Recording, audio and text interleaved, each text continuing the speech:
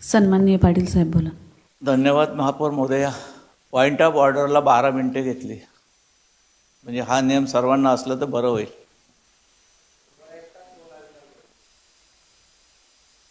महापौरमध्ये आठवण करून देतो मी, पॉईंट ऑफ ऑर्डर तुम्ही आम्हाला सुनावता की फक्त पॉईंटवर बोला. हे काय दुसऱ्यांदा त्यांनी प्रस्ताव मांडला, ठीक आहे. सुरेश पाटलांनी खूप कागद गोळा केलेले आहेत. सुरेश पाटील हुशार आहेत. आता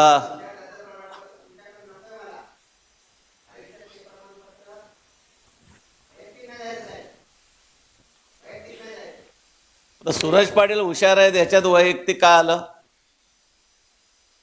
आहेत कौतुक केलं तुमचं.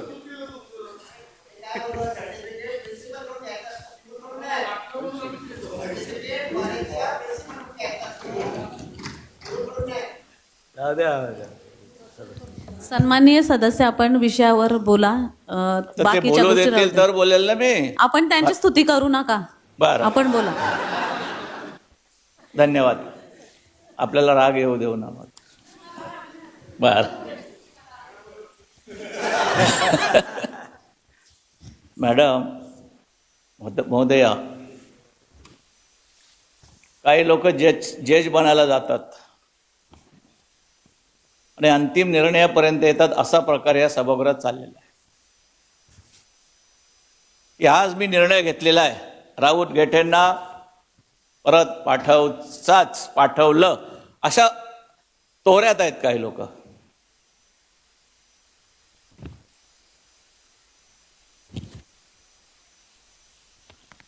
ठरावाच्या बाबतीमध्ये मी पुन्हा सांगतो, पुन्हा एकदा सभागृहातील माझ्या सुज्ञ नगरसेवकांना सांगेन की वैयक्तिकरित्या हा खेळ मांडू नये.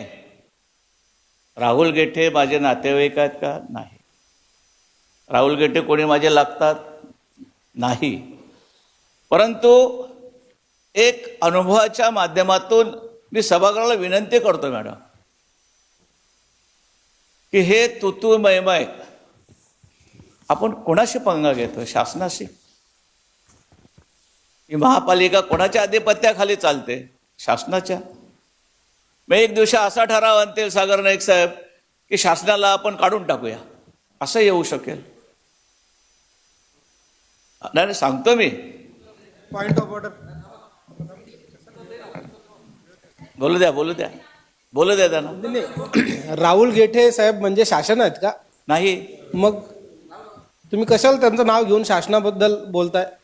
अहो, तुम्हाला मी किती वेळा त्यांच्या रूममध्ये बघितलं कामासाठी. आज तुम्ही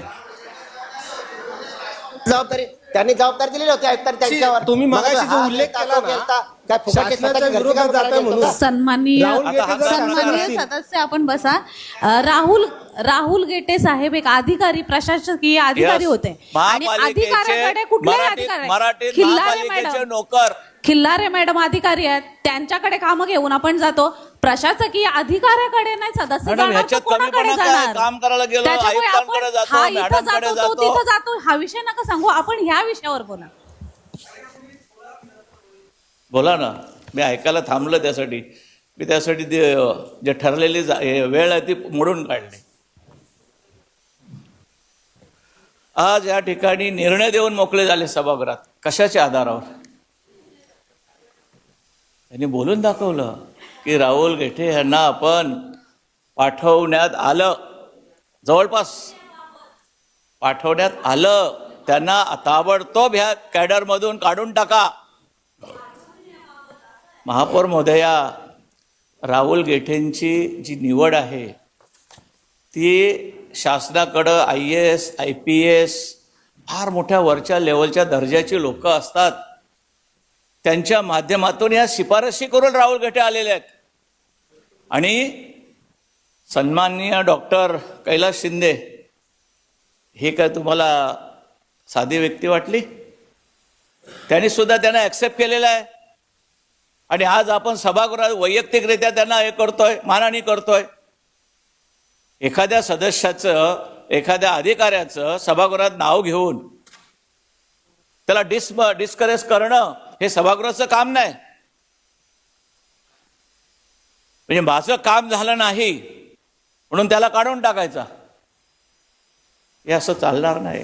हे तुम्ही किती अशी स्वप्न पाहिली की आम्ही ह्या अधिकाराला आज ठेवू, उद्या कैलास शिंदे साहेबांना काढू, उद्या पवार साहेबांना काढू, उद्या शिवराम बडलाला सभागृहातून काढू, शक्य नाही. अशा कोणी स्वप्नात राहू नये, शासन आहे. आणि त्यामुळं आज जो हा ठराव आलेला आहे त्याचा मी निषेध करतो.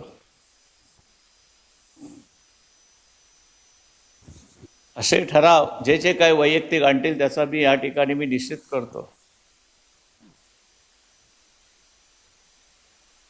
2021 नंतर आज त्यांना माहीत पडलं की राहुल गेटे महापालिकेत आहेत आणि त्याला ताबडतोब हाकलून द्या म्हणून. वास्तविक पाहता त्या ठिकाणी 2 उपायुक्तांच्या पोस्ट होत्या. ज्या वेळेला पटणीगिरी उपायुक्त होते त्यावेळेला आपण या सभागृहात होतो मला वाटतं, कारण त्यांच्या नियुक्तीनंतर आपल्या महापालिकेची जी उपायुक्ताची पोस्ट होती ती डिमॉलिश होणार होती आणि एक फक्त शासनाची राहणार होती. ही वस्तुस्थिती आहे. आणि त्या पद्धतीनुसार पटणीगिरी गेल्यानंतर आम्ही ट्राय केला की ही उपायुक्त पोस्ट महापालिकेच्या माध्यमातून जिवंत राहावी, परंतु त्याला यश आलं नाही. शासनाकडची पोस्ट वॅकंट होती आणि शासनाने त्यांना त्या पोस्टला पाठवलेलं आहे. आणि त्यामुळं असं कोणी समजू नये की आम्ही ठरवलं आणि राहुल गेठेंना आम्ही या ठिकाणावर हाकलून दिलं. माझी पुन्हा पुन्हा विनंती राहील की आपण शासनाबरोबर, कारण हा शासनाकडे जाणार आहे. अशासकीय ठराव जरी असला उद्या मान्य आयुक्तांना तर मंजूर पाहिजे. आयुक्त साहेब आपण मला या बाबतीमध्ये निवेदन कराल का?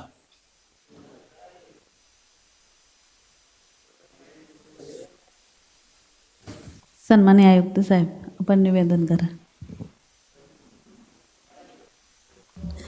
मी निवेदन करणार आहे. सर्व सदस्यांची मतं व्यक्त झाल्यानंतर निवेदन करायचं का आत्ता करायचं? सभागृहानं मला सांगितलं तर मी तसं करेन. पहिलं केलं तर बरं होईल साहेब, म्हणजे यांना बोलायची तरी वेळ येणार नाही.